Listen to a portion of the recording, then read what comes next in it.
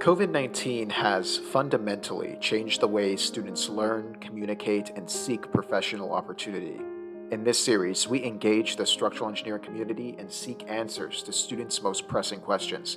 To start things off, we got in touch with Ken Odell, the 2019 to 2020 president of the Structural Engineering Association of Southern California. Ken, thank you so much for giving us your time today and for coming.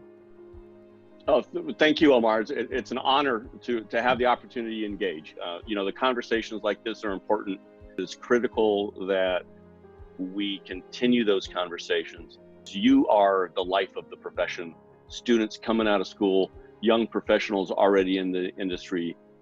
You're the profession I'm going to retire from. And it's so exciting to be here today.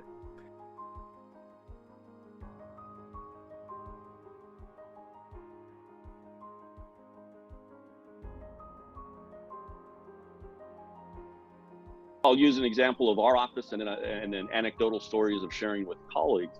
From a revenue stream, we have not yet been affected. We still see contracts being pursued, certainly demand for schedules to be met on active projects. We are becoming sensitive to a longer term impact that may be out there. And it's that, will it happen? Will it not happen? How fast will the curve come back for us? We dropped quickly, as we went home. Will we be able to get back to the office and back to normal quickly? Then that's that V curve that everybody talks about. Or will the V curve be a little slower and flatter as we try to get back? We're sensitive to that. So with regard to revenue, the immediate impact wasn't really severe. It was more of a moderate impact because we had to just deal with the disconnection. I think the long term, we're going to start to see a little bit more moderate to significant impact as revenues start to tighten up. Even with people coming back to work, there has been an impact to the economy, and we survive on what the economy can feed the construction market.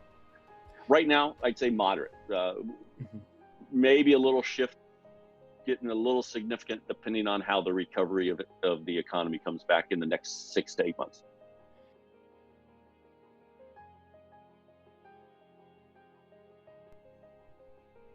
Well, we kind of laughed as we were coming together today about what that new legacy means and the different perspectives that we have. And while some industries may be able to successfully transition to permanent workforce at home or permanent workforce in a remote office location.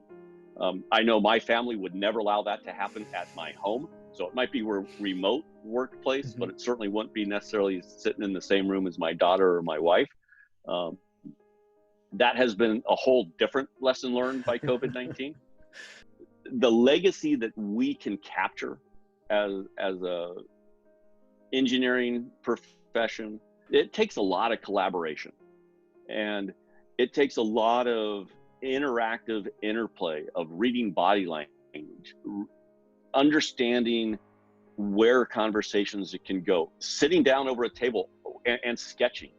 I think that technology has removed some of the impetus to have that collaborative spirit. But that's not to say that we're going to return to a pre-COVID mentality. I hope that what we're able to do is capture the true value of the tools that we have. We have learned the power of Microsoft Teams. We've learned the power of email and chatting, of Zoom. There is a great benefit that technology can bring us. But the technology is not the solution. The technology is the tool behind the solution.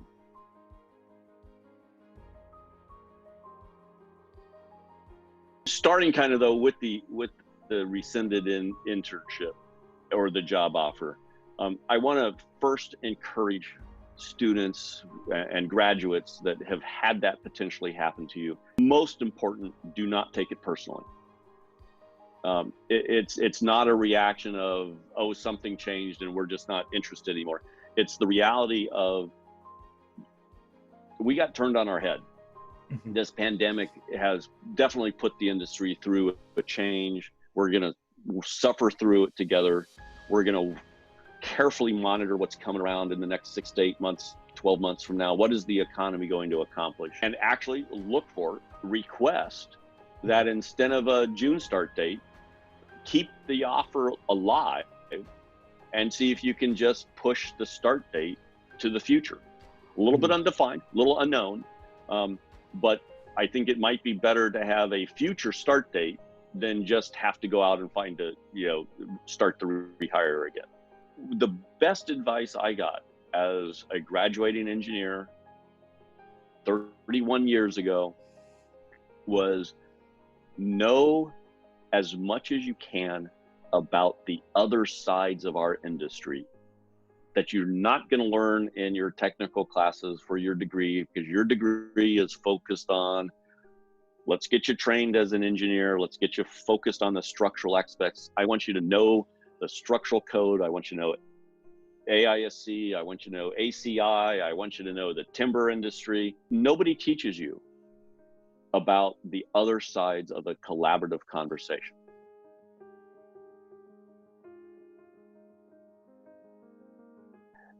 You, as a graduating student in an engineering curriculum, you purposely went through 4 or 5, if you were like me, it may have been 7 or 8 years to get your degree.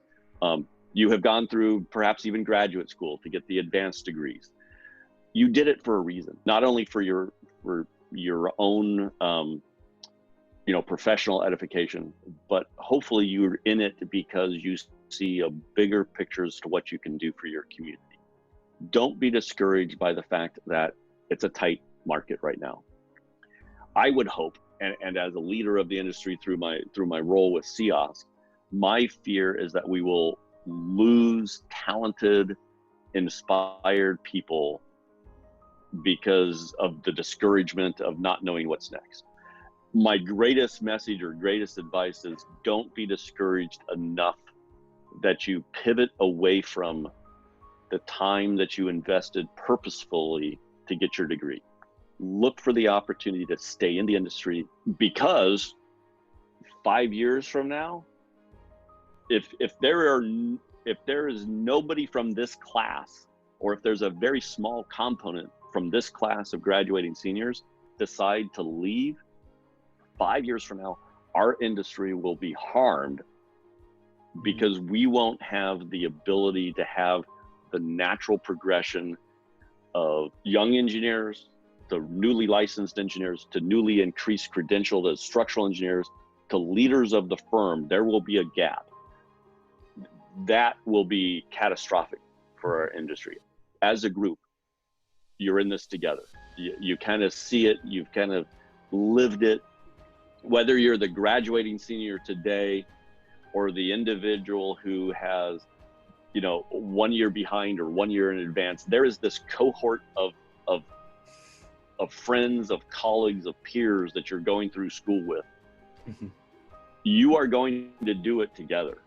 And whether you realize it or not, this group of individuals that you've gone to school with, your career will circle around so many different times of those people that you went to school with, or those people who went to school, perhaps at a different school, but at the same time. That becomes kind of who you network with, who you have those relationships with. Those connections are so critical and so important to maintain because they become the resource throughout your entire career.